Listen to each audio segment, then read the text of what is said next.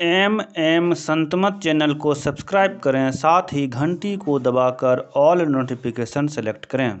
आप सभी से आग्रह है कि सत्संग को पूरा अंतिम तक देखें। बोलिए गुरुदेव भगवान की जय। सुनो, भगवान को जाति से मतलब नहीं है, बल्कि भगवान ने तो कहा हरि को भजै सो हरि का हो। जो प्रभु का चिंतन करता है, प्रभु उनके जीवन की चिंता करते हैं। याद रखिए, सिर्फ आप चिंतन करिए और आपके चिंता का समाधान स्वयं प्रभु करेंगे। एक बार भगवान विष्णु के लोक को नारद जी गए। नारद जी ने बड़ा आश्चर्य देखा, भगवान विष्णु को ध्यान करते हुए आश्चर्यचकित होकर के रह गए। जब भगवान विष्णु ध्यान से उठे तो भगवान विष्णु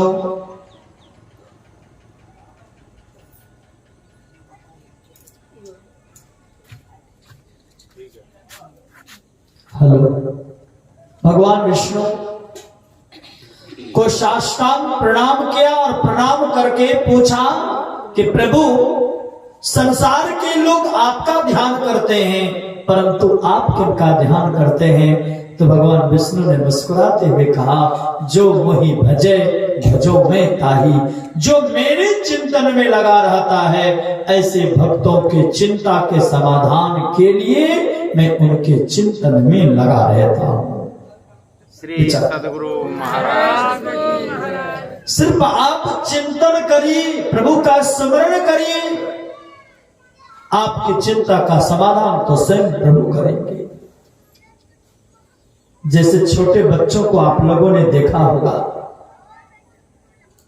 छोटे बच्चे को मां क्या करती है, थोड़ी दूर पर खड़ा करके उसका नाम लेकर इशारा करती है अपने ओर।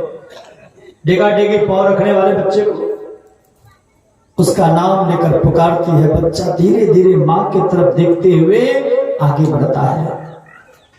एक पग बढ़ाया, दूसरा पग बढ़ाया, तीसरा पग बढ़ाया।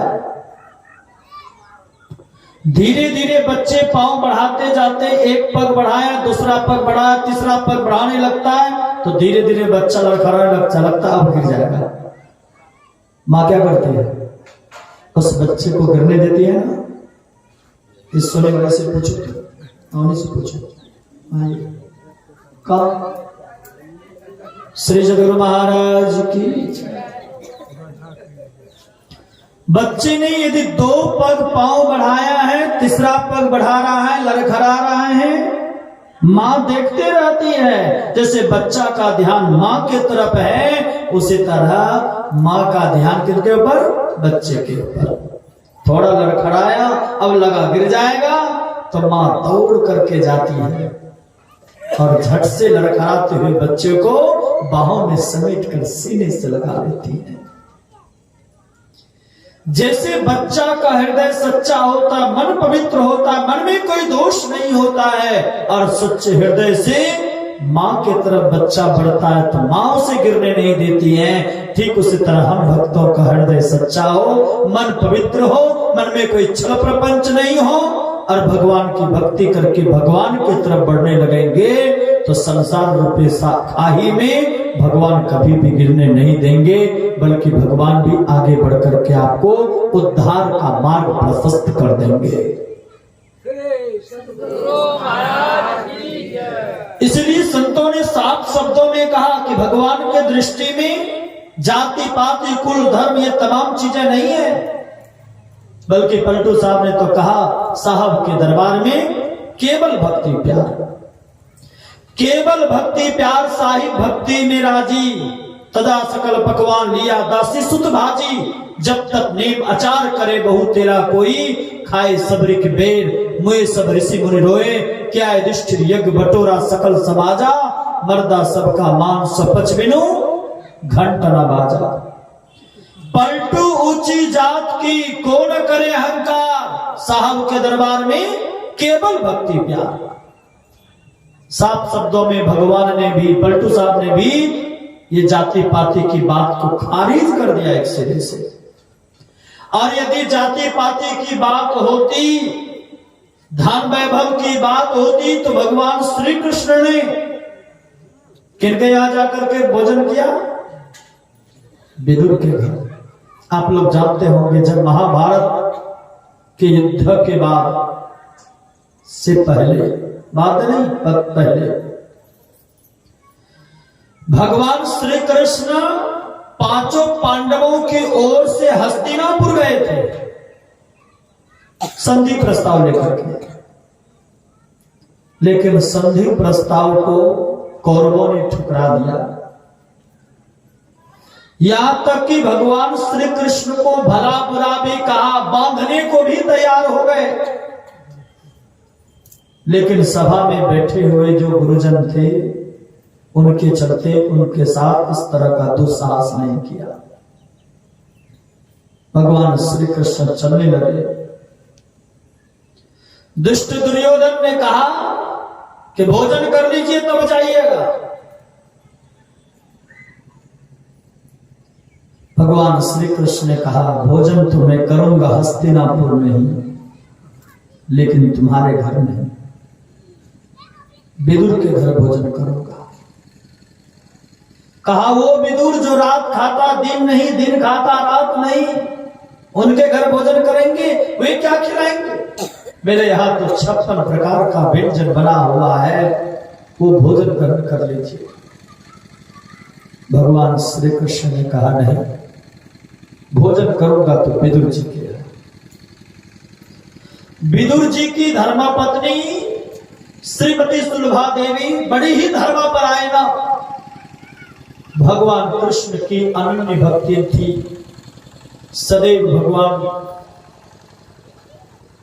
से प्रार्थना करते थे कि प्रभु एक बार आपका चरण मेरी इस कुटिया पर पड़ जाए। एक बात कहो, संत भगवंत का आगमन उसी के कुटिया पर होता है, उसी के भवन में होता है जिस भवन का सद्भाग्य है, जिस भवन का दुर्भाग्य का दिन टला है। ऐसे जगहों पर संत भगवंत का आगमन होता है, सबके भवन पर नहीं होता।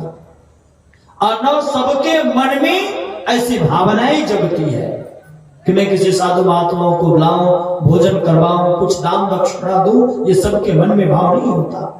जिनके पुण्य उदय होता है, जिनके भाग्य उदय होता है, जिनके ऊपर ईश्वर की कृपा होती है, उन्हीं को ऐसा मन में विचार आता है। भगवान श्री कृष्ण के आगमन की जानकारी विदुर जी को मिली। विदुर जी दौड़े भागे गए। सुलभा से कहा, अरे जानती हो आज तो इस कुटिया की पवित्रता चरम सीमा को छुएगी, ये कुटिया धन्य धन्य हो जाएगी। कहा क्यों? मानो आप तो ऐसे बोल रहे हैं कि भगवान का आगमन होने वाला है।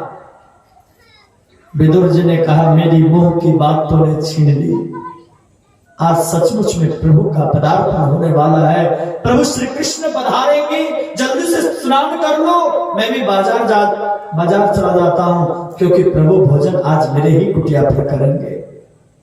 विदुरा ने स्नान करने लगी, विदुर जी चले गए। फाटक बंद था, कम कपड़े पहने हुए थे, वस्त्र गीला था, पानी डाली थी, शरीर गीला था। इतने में भगवान श्री कृष्ण का पदार्पण हुआ, फाटक खटखटाए। इससे एक व्यवहारिक शिक्षा ले लीजिए।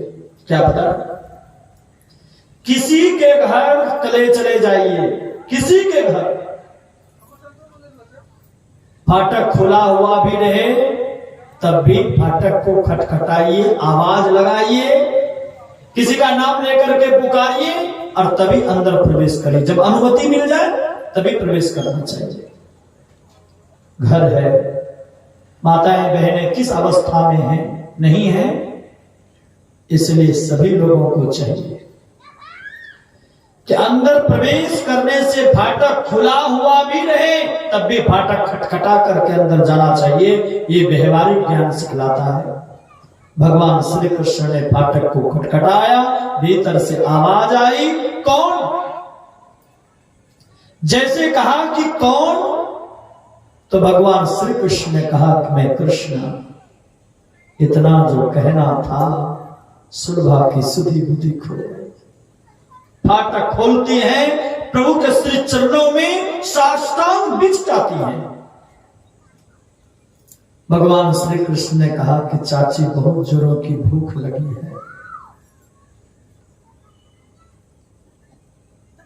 बहुत जोरों की भूख लगी है, जैसे एक मां से बच्चे कहते हैं ना, मां बहुत जोरों की भूख लगी, खिलाओ ना। वैसे ही भगवान श्री कृष्ण ने प्यार से कहा कि बहुत जोरों की भूख लगी है चाची, बहुत जोरों की भूख लगी है, क्षुधा की तृप्ति करा दो। सुलभा खड़ी होती है, जैसे खड़ी होती है तो वस्त्र कम पहना हुआ था। भगवान श्री कृष्ण जो अपने शरीर पर पीतांबर ढके थे, वही पीतांबर सुलभा के शरीर पर ढक दिया और कहा चाची बहुत जोरों की भूख लगी है।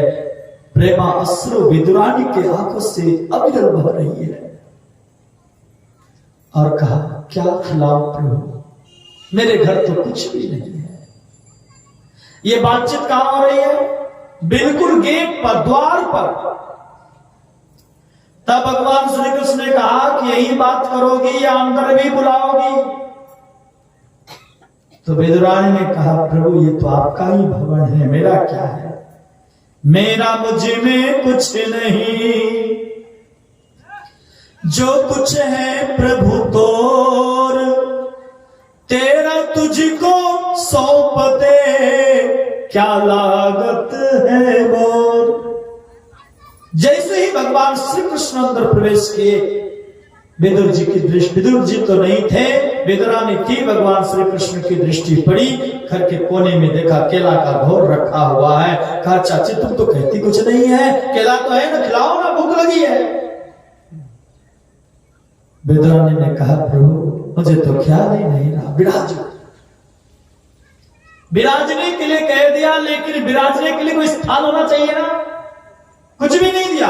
कहा प्रभु विराजो, और जैसे कहा विराजो, वैसे ही भगवान श्री कृष्ण जमीन पर बैठ गए। अब विदुरानी आई, वो प्रेम में बावली, प्रेम में पगली, केला के घोर को लाई, आगे नीचा केला का घोर रख दी, छिल छिल करके, मानो मानस पटल पर प्रभु की, मानस पटल पर प्रभु को निहार रही है और केला छिल छिल करके केला नीचे फेंकती जा रही है और केला का छिलका भगवान श्री कृष्ण के हाथ में, और इतने प्रेम में बावले कि प्रभु श्री कृष्ण ने केला के छिलके को ही मस्ती से खाना आरंभ किया। विदुर जी पहुंचते तो देखते केला तोने को पड़ा है, छिलका एक भी नहीं, छिलका किनके हाथ में? भगवान के हाथ में। ढाटा, अरे एक तो सद्भाग्य कि प्रभु पधारे, ये भी केला की छिलका खिला रही है, खिलाने की चीज है क्या? तब सुलभा को सुधी आई, अरे ये मैं क्या कर रही हूं? अपनी गलतियों का एहसास हुआ और तब विदुर जी आए, झट से चटाई बिछाए, कहा प्रभु आपने बड़ा कष्ट पाया, चटाई पर विराजिए। भगवान श्री कृष्ण चटाई पर विराजे और विदुर जी के विनम्रता देखिए, वो चटाई पर नहीं बैठे, वो सीधे नीचे जमीन पर बैठ गए। एक बात याद रखिए, किसी से कुछ लेना होना तो उनके समकक्ष नहीं, उनके चरणों में बैठोगे बहुत कुछ मिलेगा, और समकक्ष बैठोगे तो कुछ भी नहीं प्राप्त कर सकोगे। विदुर जी महाराज जमीन पर बैठ गए, केला के छिलका हटाया, केला भगवान श्री कृष्ण के हाथ में दिया। जब केला खाया, कहा विदुर जो स्वाद केला के छिलका में था वो स्वाद केला में नहीं है। यही प्रेम का प्रतीक है। प्रेम में आपने क्या किया, सब कुछ जायज है, सब कुछ जायज है। मैंने तो देखा नियम को बदलते हुए। परम पूज्य महर्षि शाही स्वामी जी महाराज दानापुर आश्रम में थे। खगड़िया जिला से एक माई गई थी मकई का रोटी और चने का साग लेकर के, यहीं से बना के लेके गई थी। सुबह रात में ट्रेन पकड़ी, इच्छा उनकी प्रबल थी कि हम बाबा को मकई का रोटी और साग खिलाएंगे, लेकिन बेचारी भटक गई। हॉटपॉट होता छोटा, उसमें रोटी थी और वो चने का साग। बाबा के पास पहुंचने में उनको समय लग गया, बहुत विलंब से पहुंचे। तब तक बाबा विश्राम में चले गए थे। सेवकों से कहा कि हम बाबा के लिए मकई का रोटी और साग लाए हैं। सेवकों ने कहा अभी भोजन का समय, कब बनाइए? रात में। कई बासी खाएंगे, डांट फटकार लगा दिया। अब वो माए जिद ठान ली कि नहीं, बाबा को मेरा संदेश दे दीजिए। बाबा नहीं खाएंगे तो नहीं खाएंगे, लेकिन संदेश दे दीजिए। खगड़िया जिला से एक माई आई है और मकई का रोटी और साग लेकर के आई है। सब लोगों ने, सब सेवकों ने डांटा। ये बाबा के कानों तक आवाज पहुंची। बाबा फाटक खोले, बाहर निकले, टेबल पर वो माई चरणों में बिछ गई। आंख शस्त्रु की अविरल धारा बहने लगी। और बाबा ने कहा कि प्लेट ले आओ, मुझे भी मकई का रोटी और साग पसंद है, खाना चाहता हूं। और बाबा एक टुकड़ा मकई का रोटी, बाबा बहुत कम भोजन करते थे, एक टुकड़ा मकई का रोटी और बड़े प्यार से साग मांग मांग कर 2-3 बार खाए। थोड़ा सा और साग लो तो बहुत अच्छा लगा साग। कभी ऐसा भोजन नहीं किए थे बाबा। ये है प्रेम। तो भगवान के दरबार में जाति पाति पद प्रतिष्ठा वैभव नहीं, बल्कि भगवान के दरबार में, साहब के दरबार में केवल भक्ति प्यार, केवल भक्ति प्यार, साहिब भक्ति मेरा जी।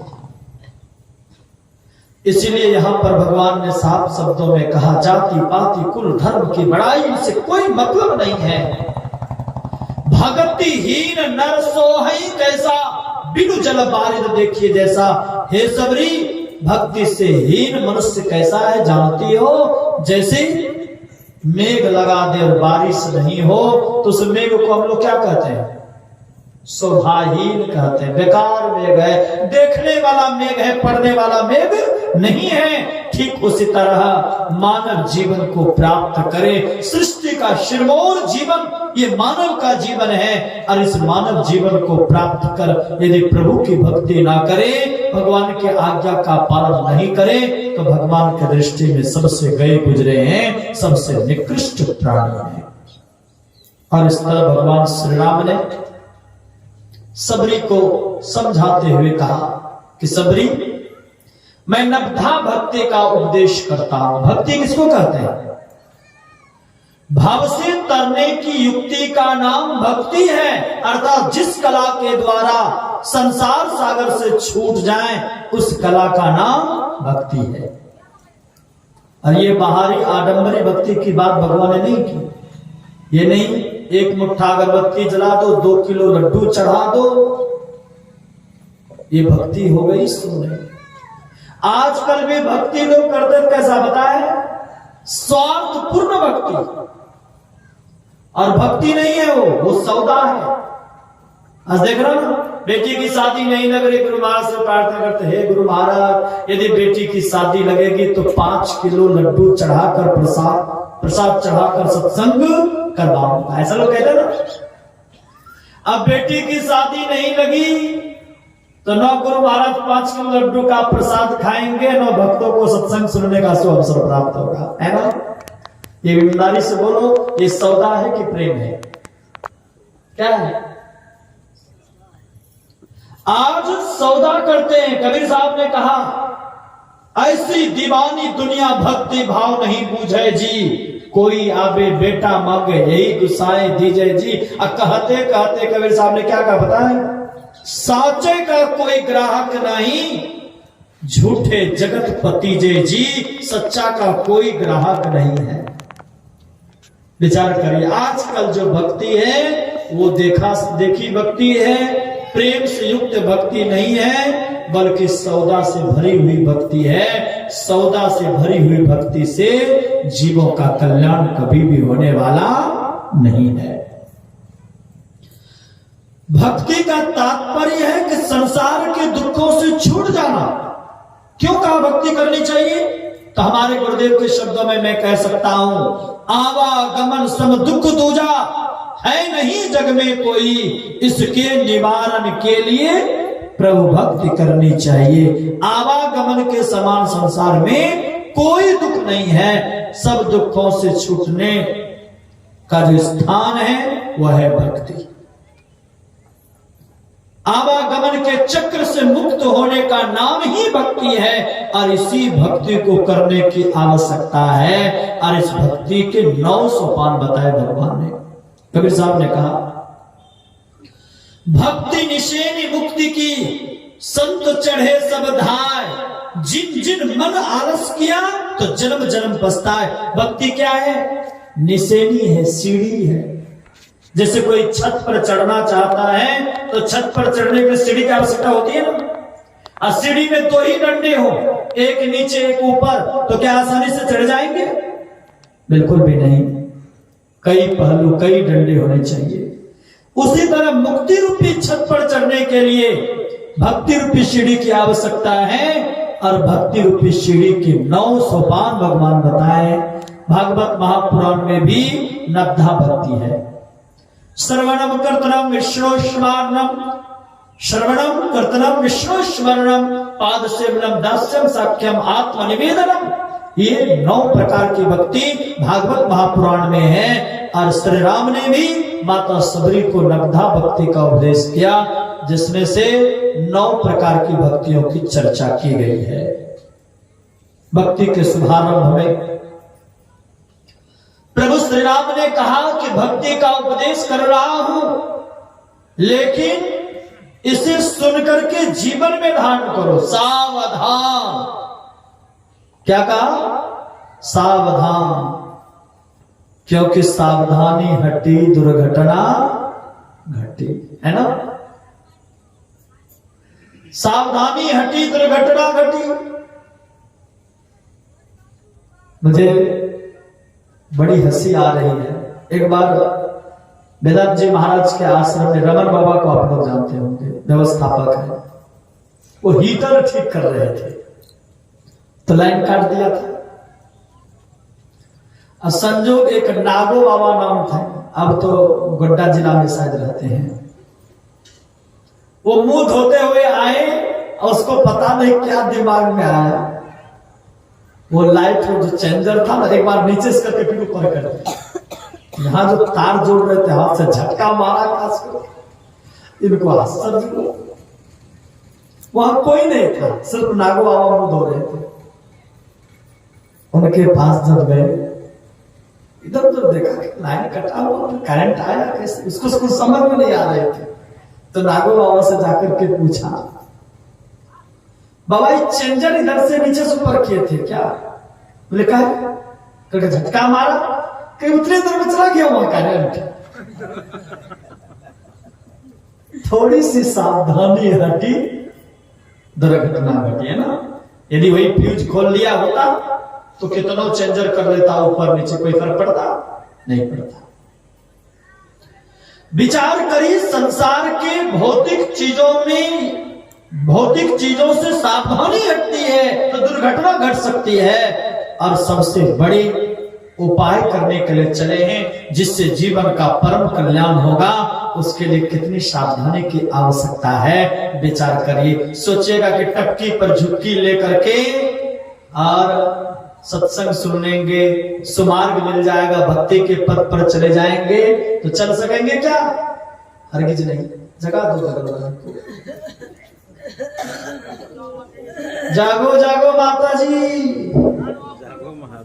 बोले गुरुदेव भगवान की।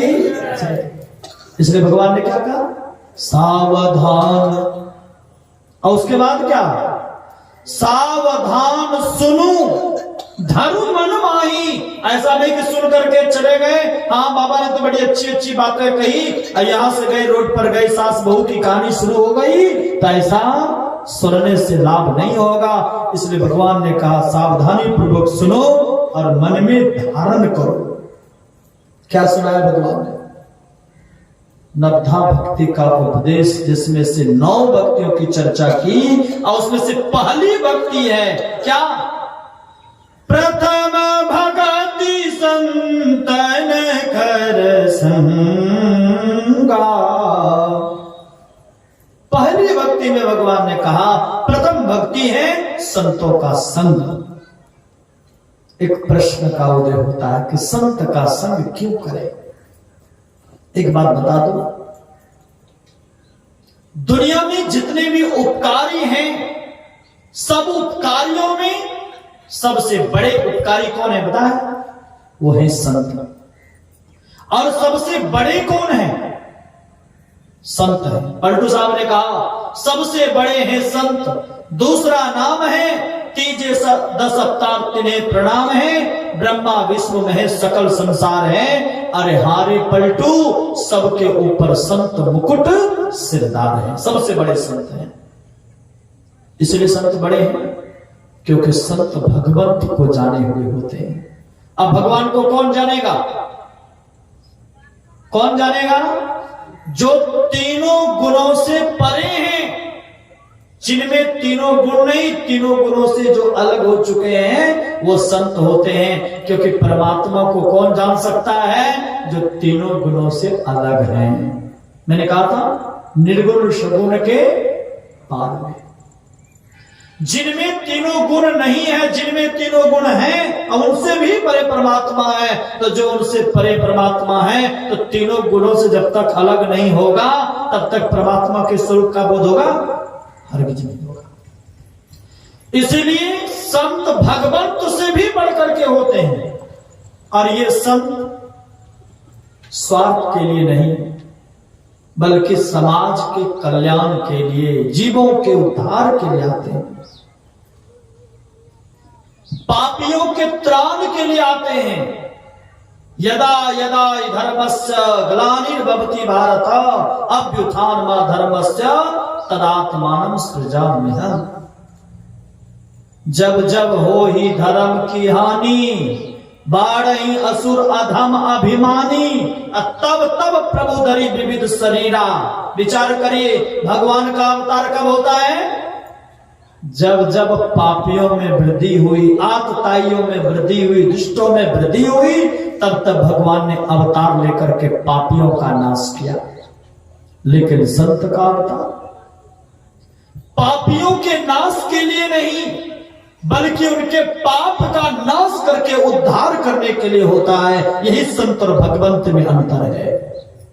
यानी भगवान का अवतार पापियों के नाश के लिए।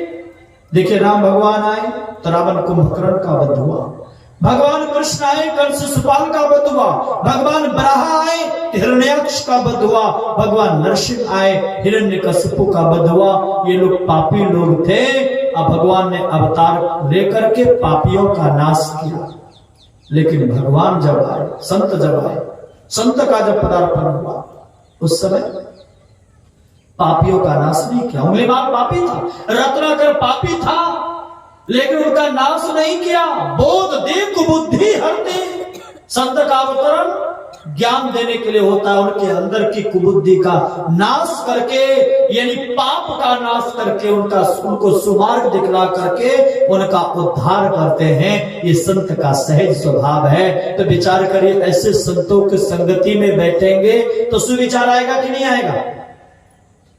इसलिए मदाब्दी शंकराचार्य जी महाराज ने कहा सत्संगत्वे निःसंगत्वम्, निःसंगत्वे निर्मोहतत्वम्, निर्मोहतत्वे निश्चलितत्वम्, निश्चलितत्वे जीवन मुक्ति। संतों की संगति सबसे पहले निःसंग करता है। किन चीजों से निःसंग करता है? बुरे कर्मों से, बुरे व्यवहार से, बुरे कर्मों के परिणाम से निःसंग करते हैं। और जब संतों के संगति में बैठेंगे तो स्वाभाविक सुविचार आएगा। हमारे यहाँ की मान्यता क्या है? गंगा पाप को हरती है, ऐसा है ना। चंद्रमा ताप को हरती है, कल्प वृक्ष दरिद्रता का हरण करते हैं। लेकिन यदि पूर्ण संत मिल जाए तो पाप, ताप और दरिद्रता ये तीनों का अपहरण करते हैं। ये संतों में सामर्थ्य होता है। इसलिए भी भगवान श्री राम ने क्या कहा, प्रथम भगति संतन कर संगा, संत का संग करो। लेकिन संत का संग कौन करेगा? संत सुंदरदास जी महाराज ने कहा, तात मिले पुनि मात मिले, सुत भ्रात मिले युवती सुखदाई, राज मिले गजबाज मिले, सब साज मिले मन वांछित पाई, लोक मिले विधि लोक मिले, सुर लोक मिले वैकुंठों जाई, सुंदर और मिले सब ही सुख, संत समागम दुर्लभ भाई। संतों की संगति, संतों का सानिध्य सबको नहीं प्राप्त होता। क्या इस इतने दो गांव में इतने ही लोग हैं, इतने लोग सत्संग में कैसे आ गए?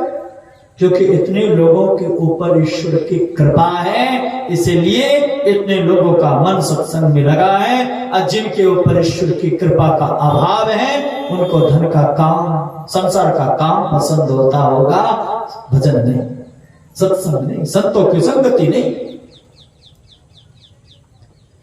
ऐसा सिर्फ भगवान के भक्त संत सुंदरदास जी महाराज ने ही नहीं कहा, बल्कि देवाधिदेव महादेव की धर्म पत्नी मां पार्वती जी ने पूछा कि सबसे दुनिया में सबसे बड़ा लाभ प्राप्त करने का स्थान कौन सा है, जगह कौन सा है?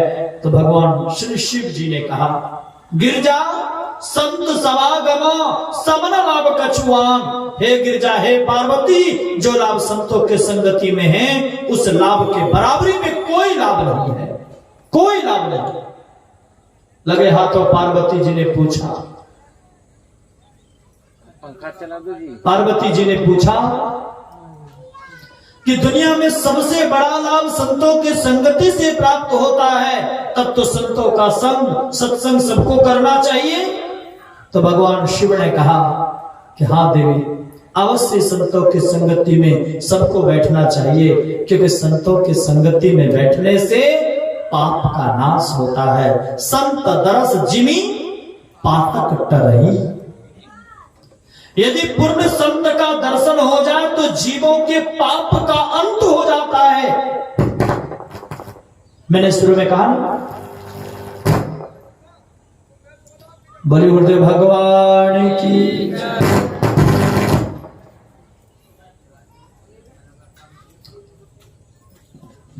एक बार की बात है, एक राजा गुरु नानक देव जी महाराज के पास सत्संग सुनने के लिए गए। अपने मन से नहीं, बल्कि प्रजा के विशेष आग्रह पर सप्ताह सत्संग यज्ञ का आयोजन था, जिसमें गुरु नानक देव जी महाराज पधारे हुए थे। यह घटना लाहौर तलवंडी का है।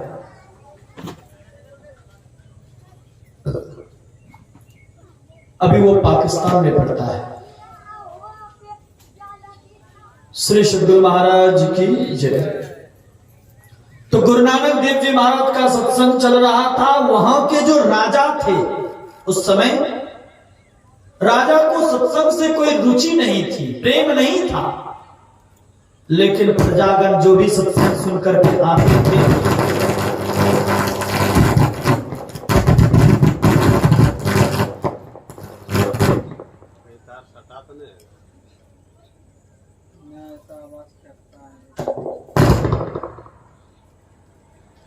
सब का भी इधर का भी चला तो। श्री सद्गुरु महाराज की जय। जो भी सत्संग में आते थे, सत्संग सुन करके जाते थे, तो राजा साहब से कहते कि बड़े पहुंचे हुए संत हैं, कम से कम एक बार दर्शन भी तो कर लीजिए। बहुत कहने पर अंतिम दिन गुरु नानक देव जी महाराज का दर्शन करने के लिए गए। और जब दर्शन करने के लिए गए तो गुरु नानक देव जी महाराज से सत्संग के अंतिम में पूछा कि महाराज, संत का दर्शन और सत्संग से क्या फल प्राप्त होता है। गुरु नानक देव जी महाराज ने कहा, देखो जी, अभी संध्या वंदन का समय है और संध्या वंदन के समय में संध्या वंदन करना चाहिए, क्योंकि अब समय निकल जाता है। इसलिए इसकी जानकारी चाहते हैं तो कल प्रातः काल आइए। कब आइए? कल प्रातः काल, तो मैं जानकारी दे सकता हूं। राजा साहब गुरु नानक देव जी महाराज को प्रणाम करके चले गए घर। रात में जब सोया, बड़ा बुरा स्वप्न देखा कि मेरे राज्य के ऊपर किसी दूसरे राजा ने चढ़ाई की है, बंदी बना लिया है और प्राण दंड की सजा सुना दी है। उसमें मैं बहुत गिड़गिड़ा रहा हूं। वो राजा क्या स्वप्न देख रहा था कि मैं गिड़गिड़ा रहा हूं। बहुत गिड़गिड़ाने पर वचन दिया कि मैं पूरा राज्य लौट करके नहीं आऊंगा, जीवन दान दे दीजिए। तो विशेष कहने पर उस राजा को जीवन दान मिला, लेकिन पूरे राज्य में घोषणा कर दी गई कि इनको कोई भी व्यक्ति भोजन पानी नहीं देंगे, और जो भी व्यक्ति इस राजा को भोजन पानी देंगे उनको इसी राजा के साथ राज्य निकाला दे दिया जाएगा। अब वो राजा भूखा प्यासा 7 दिन 7 रात तक यात्रा करता रहा। शरीर में शक्ति नहीं रही। किसी तरह राज्य की सीमा से बाहर निकले। एक मेहतर की कन्या लकड़ी चुन रही थी, सपच कन्या, डोम कन्या। राजा साहब जैसे सीमा से बाहर निकले तो राजा साहब ने उस सपच कन्या से कहा कि देवी, तुम्हारे पास भोजन पानी है? उस सपच कन्या ने कहा, हाँ, मेरे पास भोजन भी है और पानी भी है, लेकिन मेरा भोजन आप ग्रहण नहीं करेंगे क्योंकि मैं सपच कन्या हूं। तो राधा थोड़ी देर के लिए मौन हो गए, लेकिन मन में विचार आया, मरता तो क्या नहीं करता। यही बात, यदि जाति पाति को देखकर भोजन पानी नहीं किया, भोजन के बगैर पानी के बगैर मर जाऊंगा, इससे तो अच्छा है खा लेना। कहा, मुझे जाति पाति से कोई मतलब नहीं है, बहुत जोरों की भूख लगी है, अब लगता है कि प्राण पखेरु उड़ जाएगा, इसलिए थोड़ा भोजन थोड़ा पानी दे दो। मैं 7 दिन 7 रात से भूखा प्यासा हूं। और इतना कहकर राजा साहब के आंखों से अश्रु की धारा निकलने लगी। उस सपच कन्या ने कहा, मैं भोजन भी करा सकती हूँ, पानी भी पिला सकती हूँ, लेकिन एक शर्त है। उस राजकुमार पर, वो राजा पर वो कन्या मोहित हो गई थी, देखने में सुंदर था। कहा, देखिए, मैं भोजन पानी दोनों खिलाऊंगी और पिलाऊंगी भी, लेकिन एक शर्त है। वो शर्त यही है कि मेरे साथ आपको शादी करनी पड़ेगी, विवाह करना पड़ेगा। मन में सोचा, मरने से अच्छा है विवाह कर लेना। कहा, ठीक है, मैं स्वीकार करता हूं। अब तो होने वाले पति हैं, इसलिए बड़े प्यार से उन्हें बिठाया, जो कुछ लाई थी भोजन उनको खिलाया पिलाया और गंधर्व विवाह हो गया। शादी हुई, घर गए। कब तक बैठकर खाइएगा? ससुराल, लोग कहते हैं ससुराल सुखों का साथ, लेकिन कब तक? जौन है दिन 4 2-4 दिन रहिएगा, तब खूब चकाचक पकवान पर पकवान मिलेगा, और 2-4 दिन के बाद फिर हाथ खुरपी कंधे कुदार क्वासी खा के जाओ भैया, यही होगा जी। सब दिन रह जाइएगा तो कुछ दिनों तक तो उसकी व्यवस्था अच्छी हुई, लेकिन कमाना तो पड़ेगा। वही काम धंधा करता था, जो कुछ मिलता था उससे जीविकोपार्जन होता था। कुछ दिन बीत गया, तब तक 2-4 बाल बच्चे हो गए। एक दिन बच्चों के लिए भोजन नहीं मिला। बच्चे जो थे पिताजी के पास गया, पिताजी बहुत जोरों की भूख लगी है। पिताजी ने कहा माँ के पास जाओ, माँ ने कहा पिताजी के पास जाओ, पिताजी ने कहा माँ के पास जाओ। अब माँ ने कहा बेटा मैंने कहा था तुमको पिताजी के पास जाओ भोजन मांगो। पिताजी के पास आया, क्रोधित था बच्चा, कहा भोजन दीजिए। कहा बेटा माँ के पास जाओ, मेरे पास भोजन नहीं है। क्रोधित होकर के बच्चे ने कहा कि यदि खिलाने का सामर्थ्य नहीं था तो जन्म क्यों दिया। निकाला कटारी और कहा अब मैं भूखे मर जाऊंगा, मरने से पहले आपके ही शरीर का मांस काट करके खा लूंगा। और जो ही कटारी उठाया कि राजा साहब का स्वप्न भंग हो गया। ये सब क्या देख रहा था? स्वप्न। राजा को बड़ा क्रोध हुआ। यही संत के दर्शन का फल है। इतना घिनौना स्वप्न।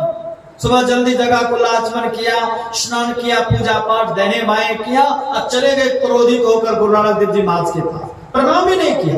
कहा हमारा संत का दर्शन का क्या फल है? यही घिनौना फल। गुरु नानक देव जी महाराज ने कहा शांतम भवतो, शांत हो जाओ। क्या बुरा स्वप्न देखा? यही ने देखा कि तुम्हारे राज्य के ऊपर चढ़ाई किया, तुमको बंदी बना लिया, प्राण दंड की घोषणा की, तुमने बहुत गिड़गिड़ाया, तब तुमको राज्य निकाला दिया। 7 दिन 7 रात से भूखा प्यासा तुम राज्य की सीमा से बाहर निकला। एक मेहतर कन्या से मुलाकात हुई, उससे तुमने भोजन की याचना की, लेकिन उन्होंने स्वपक्ष कन्या होने का बोध दिलाते हुए आपसे कहा भोजन नहीं ग्रहण करेंगे, लेकिन तुमने स्वीकार किया। फिर उन्होंने विवाह का प्रस्ताव दिया कि विवाह करेंगे तभी मैं भोजन करा सकूंगी। तुमने विवाह का भी प्रस्ताव स्वीकार किया और उसी सपच के घर में रहने लगा।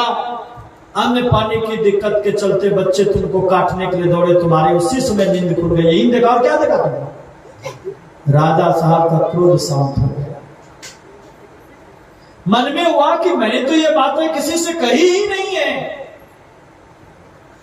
ये बात मैंने किसी से नहीं कहा है, फिर ये जान कैसे गए? कहा महाराज यही बात है। तब गुरु नानक देव जी महाराज ने कहा देखो जी, ये घटना तुम्हारे जीवन में घटने वाली थी, लेकिन कल जो संत का दर्शन सत्संग किया तो जो जीवन में घटना घटने वाली थी वो घटना स्वप्न में घट करके समाप्त हो गई। ये है संत दर्शन का फल। इसलिए संतों के दर्शन और संतों के आज्ञा का पालन हर एक व्यक्ति को करना चाहिए। और जो संत के आज्ञा का पालन और संत का दर्शन करते हैं उनके जीवन के दुर्भाग्य का दिन टलता है और सद्भाग्य का उदय होता है। एक बार की और घटना है, गुरु नानक देव जी महाराज के ही समय की घटना है। जिस राज्य में गुरु नानक देव जी महाराज गए थे सत्संग करने के लिए, वहां चोरी बहुत हो रही थी, चोरी से लोग बहुत परेशान थे। तो वहां के राजा ने कर्फ्यू लगा दिया था, नाइट कर्फ्यू। शाम के बाद कोई भी व्यक्ति रास्ते में टहलते बुलते पकड़े जाएंगे, उनको सूखे वृक्ष में सटाकर सीने में कांटी ठोक दी जाएगी, गुलमेट ठोक दिया जाएगा, क्योंकि वहां बहुत चोरी हो रही थी, चोर पकड़ा नहीं जा रहा था। और गुरु नानक देव जी महाराज का सत्संग चल रहा था। सब भक्त लोग सत्संग करने के लिए आते थे। समय से पहले यानी संध्या ढलने से पहले सत्संग को लोग छोड़कर चले जाते थे और प्राय गुरु नानक देव जी महाराज संध्या ढलने से पहले ही सत्संग समाप्त कर देते थे। लेकिन एक दिन संतों की मौज हो गई, सत्संग सुनाते रह गए, सुनाते सुनाते रात्रि हो गई। तो जितने लोग थे संध्या ढलते ढलते चले गए, लेकिन परिवार के लोग और एक युवक बैठा रहा। उनको ये ख्याल ही नहीं रहा कि मुझे घर भी जाना है, ये ख्याल नहीं रहा, बैठा ही रह गया। जब सत्संग का समापन हुआ तब सुधी आई, अरे मैं तो बैठा रह गया, रात्रि हो गई। गुरु नानक देव जी महाराज को जाकर प्रणाम किया, कहा गुरुदेव घर जाओ। दिल में तो यही था कि गुरु जी महाराज कह दे कि मत जाओ, सच बात तो यही थी, लेकिन गुरु से आदेश लेना अनिवार्य था। तो गुरु नानक देव जी महाराज ने कहा बेटा घर चले जाना, लेकिन भोजन प्राप्त कर लो, लंगर का प्रसाद छक लो फिर जाना। अब आदेश हो गया, जो सच्चा सेवक जो सच्चा भक्त होता है वो गुरु की आज्ञा का पालन करते हैं। जैसे ही कहा कि गुरु ने कि लंगर का प्रसाद पालो तब जाना, ठहर गए, भोजन ग्रहण किया। अब भोजन ग्रहण करने के बाद फिर गुरु नानक देव जी महाराज के पास गए और कहा गुरुदेव रात्रि हो गई है, यहीं ठहर जाओ या चला जाओ। देखिए, कहा गुरुदेव रात्रि हो गई है, यहीं ठहर जाओ या चला जाओ। तो गुरु नानक देव जी महाराज ने कहा कि चले जाओ। आपको ने देखा, चले जाओ। जैसे कहा कि चले जाओ, अब गुरु का आदेश हो गया। गुरु महाराज को प्रणाम किया और सोचा कि गुरु महाराज का आदेश हो गया तो मैं अब नहीं रुकूंगा, जो होना होगा होगा। और ये सोचकर चल दिया। और रास्ते में सिपाही लोग पहरा कर रहे थे, पकड़ लिया और पकड़ करके रात भर उसे बंदी बनाकर रखा। बहुत गिड़गिड़ाया, लेकिन सिपाहियों ने एक न सुना। सुबह राज दरबार में हाजिर किया। राजा ने पूछा दोष क्या है, तो सारी बातें बताई कि रात में ये रास्ते में टहलते बुलते पकड़े गए। कहा मेरे आज्ञा का अभी तक पालन हुआ क्यों नहीं? मेरी घोषणा है कि जो संध्या के बाद रात्रि में जो भी टहलते बुलते पकड़े जाएंगे उसको सीने में कांटी ठोकी जाएगी। कहां पर? सूखे वृक्ष में सटाकर। तो अभी तक मेरे आज्ञा का पालन क्यों नहीं हुआ? जल्दी से जाओ। ले गया जंगल में, सूखे वृक्ष में सटा करके, जो ही किल ठोकने का विचार करता वो गाछ हरा भरा हो गया। एक नहीं, जिस वृक्ष में सटाता कब काटी ठोकने का विचार करता कि गाछ हरा भरा हो जाता। और एवं प्रकार से कई वृक्षों में सटाया। अंततः सिपाहियों ने लौटा कर राज दरबार में हाजिर किया। राजा ने पूछा अभी तक इसको सजा क्यों नहीं मिली? कहा महाराज जिस सूखे वृक्ष में सटाता हूं और काटी ठोकने का विचार करता हूं कि गाछ हरा भरा हो जाता है। राजा को लगा कि कहीं ये रिश्वत लिया है। चलो मेरे साथ गए और संजोग से राज के किला के बगल में ही एक सूखा वृक्ष था। कैसे वृक्ष में सटाओ और काटी ठोको। और जब सटाया और काटी ठोकने का विचार किया कि फिर गाछ हरा भरा हो गया। तब पूछा कि तुम कहां से आ रहा था, ऐसा चमत्कार क्यों हो रहा था? उन्होंने सारी कथा कहा सुनाई। तब वो युवक को लेकर गए गुरु नानक देव जी महाराज के पास और पूछा कितना अंतर कैसे हो गया, ये सूखा वृक्ष हरा भरा कैसे हो गया? तो गुरु नानक देव जी महाराज ने कहा साध कृपा ते सूखा हरिया। यदि साधुओं की कृपा हो जाए, संतों की कृपा हो जाए तो ये सूखा वृक्ष हरा हुआ तो क्या हुआ? जिसके जीवन में रस नहीं है उनका जीवन भी, रसहीन जीवन भी रसवान जीवन बन जाएगा। उनका जीवन धन्य धन्य हो जाएगा। ये संत के दर्शन का फल है। इसलिए भगवान श्री राम ने माता सबरी से कहा कि सबसे पहले संत के पास जाओ, क्योंकि संत 6 विकारों से रहित होते हैं। खट विकार जित अनग अकामा, 6 विकारों से रहित होते हैं। काम, क्रोध, लोभ, मोह, मद और मात्सर्य, ये 6 विकारों के शिकार संत नहीं होते हैं। और जो अविकारी संतों के पास जाएंगे उनका जीवन स्वाभाविक रूप से अविकारी हो जाएगा, सविकारी नहीं रहेगा। पाठ में आप लोगों ने सुना ना, दुर्लभो विषय त्यागो दुर्लभम तत्व दर्शनम दुर्लभो सहजा अवस्था सदगुरु करुणाम विना। जब तक कि संतों की सदगुरु की कृपा नहीं होगी तो विषयों का त्याग दुर्लभ नहीं है। और जब विषयों का त्याग दुर्लभ नहीं होगा तो विचार करिए, जब विषय का ही परित्याग नहीं हो सकेगा तो विकारों से परित्याग होगा। इसलिए संतों की संगति प्रभु श्री राम ने करने को कहा। संत का संग करो, क्योंकि संत नर के रूप में नारायण होते, नर के रूप में हरि होते हैं। उस दिन पूज्य दीपक बाबा ने आप लोगों को सुनाया ना, वेदांत जी महाराज, मुझे भी बाबा ने एक बार मुस्कुराते हुए कहा कि एक बार गुरु महाराज के पास बैठे थे। गुरु महाराज ने पूछा वेदानंद भगवान को देखा है? डांट करके कहा भगवान को देखा है? कहां हजूर देखे हैं? इन्होंने भी कहा हजूर देखा, कहां देखा? का सामने बैठे तो है कुर्सी पर। विचार करिए, नर के रूप में नारायण, नर के रूप में हरि, ऐसा गोस्वामी जी ने भी कहा। बंदो गुरुपद गंज कृपा सिंधु नर रूप हरि। गुरु क्या होते हैं? कृपा के सिंधु। संत कौन होते हैं? कृपा के सिंधु होते हैं और नर के रूप में नारायण होते हैं। और ऐसे नर रूप नारायण के संगति में जाएंगे तो उनके अंदर जो गुण है, उनके अंदर जो शक्ति है, उनके अंदर जो दिव्यता है, उनके अंदर जो आभा शक्ति है, वो आपके जीवन को प्रभावित करेगा। स्वाभाविक दुष्ट से दुष्ट व्यक्ति भी संतों के संगति में जाकर के अपने जीवन को पवित्र कर लेता है, अपने जीवन को धन्य धन्य कर लेता है। इसलिए भी भगवान श्री राम ने कहा प्रथम भगति संतन कर संगा।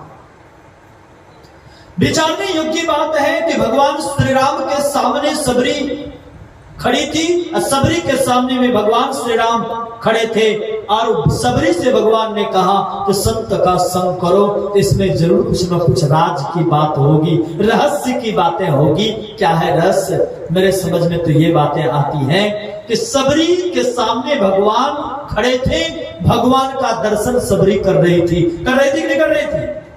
किस चीजों से दर्शन कर रही थी? कान से कि नाक से? तो ये बोलना चाहिए ना, प्यार से बोलिए गुरुदेव भगवान की। ये आंख से दर्शन कर रही थी। और आंख क्या है? इंद्रियां है। इंद्रियां कितने प्रकार के हैं? 14 प्रकार की इंद्रियां हैं। मैंने भी शुरू में कहा था 5 कर्म करने की इंद्रियां, 5 ज्ञान करने की इंद्रियां और 4 भीतर की इंद्रियां। ये 14 प्रकार की इंद्रियां हैं और ये 14 प्रकार के इंद्रियों के द्वारा किनका दर्शन होता है? माया का दर्शन होता है, ईश्वर का दर्शन नहीं, भगवान का दर्शन नहीं। यही बात पूछा था लक्ष्मण जी ने प्रभु श्री राम से कि माया किसे कहते, जीव किसे कहते, ईश्वर किसे कहते हैं? तो भगवान श्री राम ने कहा माया ईस ना आप कहा जान कहिए सो जीव। हे लक्ष्मण, जो अपने आप को नहीं जानता, माया को नहीं जानता, ईश्वर को नहीं जानता, ऐसे अज्ञानता की अवस्था को जीव कहते हैं। और पूछा माया किसे कहते हैं? तो कहा गो गोचर जहां लगी मन जाई सो सब माया जानो भाई। गो मतलब इंद्रिया, इंद्रियों के द्वारा जो कुछ भी ग्रहण होता है वो सब माया है। तो विचार करिए, सबरी इंद्रियों के द्वारा दर्शन कर रही थी तो माइक रूप का दर्शन कर रही थी, स्वरूप का दर्शन नहीं। और रूप के दर्शन से जीवों का कल्याण संभव नहीं है। स्वरूप का दर्शन चाहिए। और स्वरूप का दर्शन किससे होता? आत्मा से होता है। शुद्ध चेतन आत्मा से जो पहचाना जाए वो परमात्मा है। तो शुद्ध चेतन आत्मा से कैसे पहचान करेंगे? इसका भेद, इसका राज, इसका रहस्य कोई बतलाने वाले हैं तो कौन है? संत हैं। इसलिए भी भगवान श्री राम ने कहा प्रथम भगति संतन कर संगा।